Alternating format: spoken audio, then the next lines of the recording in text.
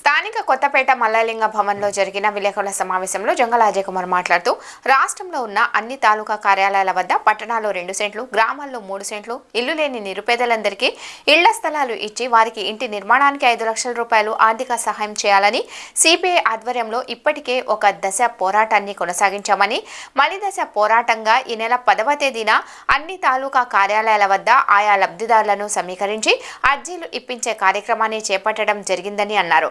రాష్ట్ర ప్రభుత్వం అధికారంలోకి వచ్చి 7 నెలలు దాటుతున్నప్పటికీ సూపర్ 6 పథకాలు అమలు గురించి వాటి చిరునామా ఎక్కడుందో కూడా ప్రజలకు అర్థమయ్యే పరిస్థితిలో లేదని అన్నారు.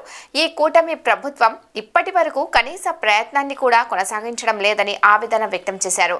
ఈ సమావేశంలో సిపిఐ జిల్లా కార్యవర్గ సభ్యులు మేడా హనుమంతరావు, పుప్పాల సత్యనారాయణ, ఆకిటి అరుణ్ కుమార్, షేక్ వలి, కాబోతు ఈశ్వర్రావు, జిల్లా సమితి సభ్యులు జంగాల చైతన్య, బండారపు యశ్వంత్, శశి తదితరులు పాల్గొన్నారు.